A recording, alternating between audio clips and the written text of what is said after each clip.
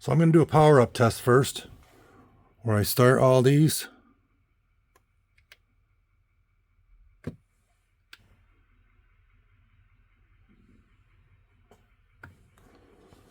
Let's see who boots first. They're all about a 1 second or two apart, so the first two got a little head start.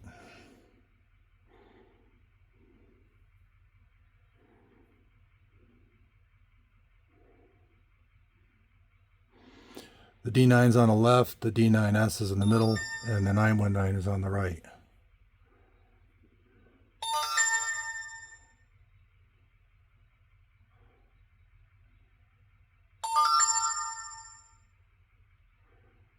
And the 919 still was booted up first. And then D9 actually beat the D9s. But the D9s is also running the newer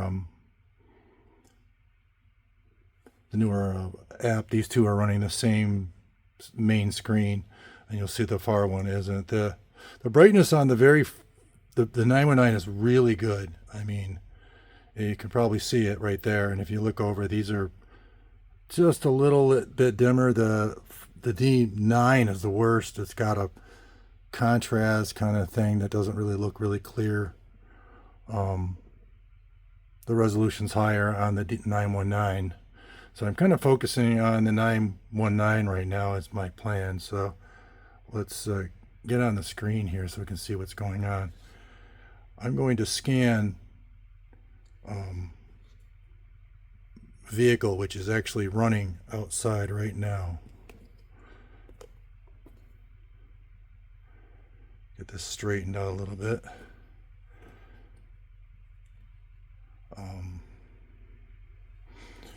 So we're going to go into diagnostics, and just for your information, all the special functions are the same. They're identical, and they're all there. I'm going to go to automatic detection, and the vehicle come right up, and automatic scan. There should be 2 errors that come up because my headlights or my signals are LED, and the vehicle senses them as opens or broken bulbs, basically.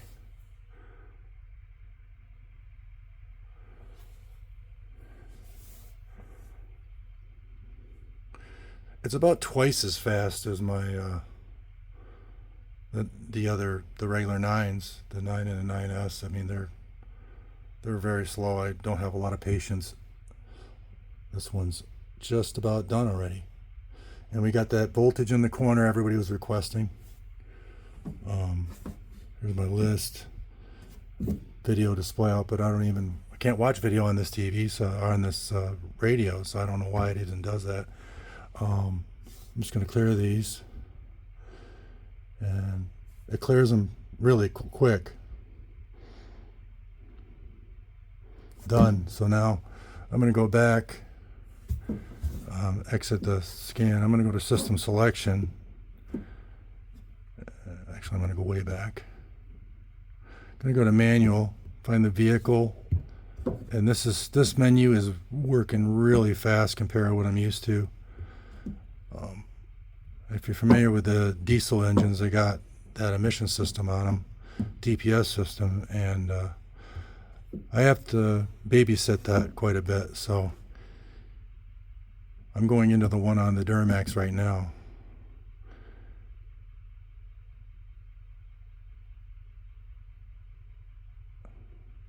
I don't know if it's because of the door or what, but all my information, temperatures and stuff,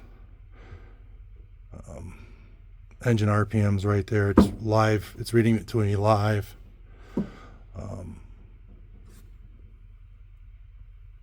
Any sensors that are out of spec, they come up in red, which has been pretty much the last 3 months. All these 9 series have been doing that, and I think the 8s and 7s do too. I really love the 9 compared to the rest of these older models. It's a big difference. So I mean, I'm not going to go through all the different things. Engine data, I can go into engine data and see what the live data is, all the sensors, glow plugs. And the screen is very smooth and quick. There's no lag. I really like it. It's very easy to read. And then it saves your report, just like the rest if you've already used these before. And your vehicles in here, you're probably already familiar with that.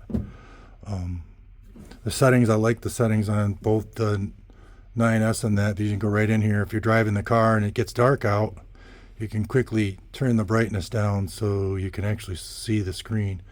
Because sometimes I drive and collect data while I'm driving, and having this feature is really nice. And setting your units to US or whatever country you may be in. In my case, I wanted to be able to email reports. So when I tell my report, I wanted to send this report, share it, and I would put the email address in.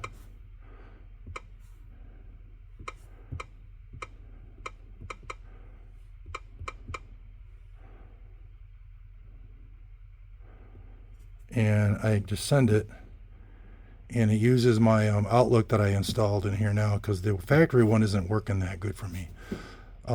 Sent successfully, so it'll be in my email box in a few minutes, the report will, which is real handy, especially if you guys that are actually using this for work and not just all your family members that come over and look for help, which I have a lot of friends that are always looking for my help for stuff. I like the ability down here to record the data as a video, take screenshots over here. You can get to their home screen.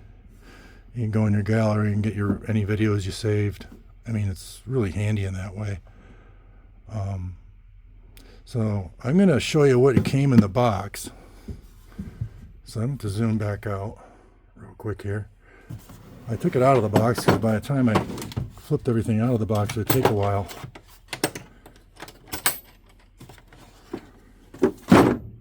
All the adapters are in the back cover area there.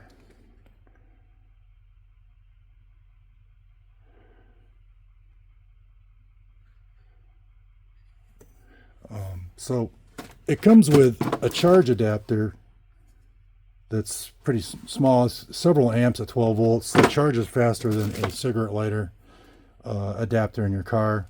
USB-C adapters. It's also got a USB to C adapter, which is handy for different vehicles. And another handy thing, it also has a full power charging adapter that can be used with a harness. Let me get this out, show it to you. It comes with all the different cords, the European and whatever country you live in. This is 3 amps, so this charges a lot faster, and it can be charged right through the port on the adapter cable that you use. And then there's this other real handy thing that none of them ever come with. A wireless charging stand. This is really nice. It wasn't even mentioned in there, but I have to say, this is a really nice little piece.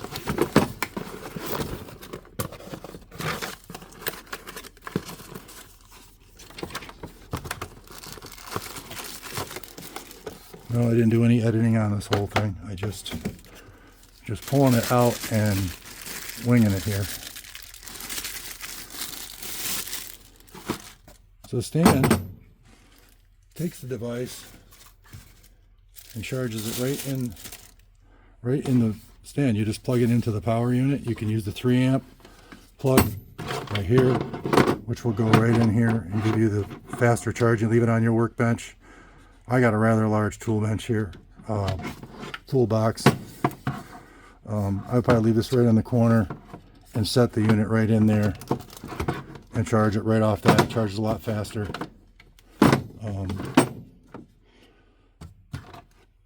It's got a cigarette light adapter too, so you can actually use this in a vehicle, which I probably wouldn't.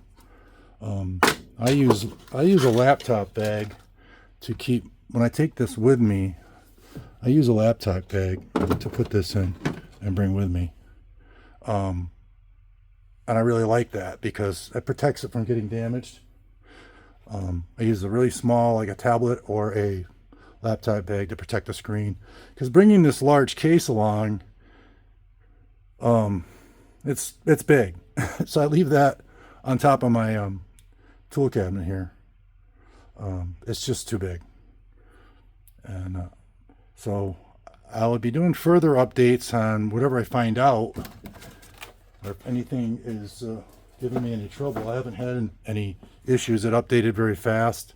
These took a lot longer to update than this one. I mean, this screamed through the updates, and I give that credit to the 8-core processor and the more RAM. It's just a lot faster unit. So I mean, there we go. But that's the stand. I really think it's kind of cool because I'm just going to leave that on my workbench. I have a 72-inch top bottom cabinet here with a chests and side cabinets, and I'll leave that right up there. And if somebody needs to borrow a scanner from me, I'll let them take the D9s so they don't break my 919. So, or you can, when you get your new one, you can sell the old one to your family member. I just think the products are getting better, and hopefully with everybody putting in their 2 cents and anything they find, getting it to Cora so she can find the problems, get them to the engineers. I've talked to the engineers several times. When there's a problem, we end up doing an online thing between the unit and them, and we find the problem and fix the software. So that's all I have to say right now. I think it's a good unit. So thank you for watching. Remember to contact Cora. She'll get you in touch with anybody that can, when you have a problem, get it ironed out. I hate seeing people in here upset. So thank you for watching.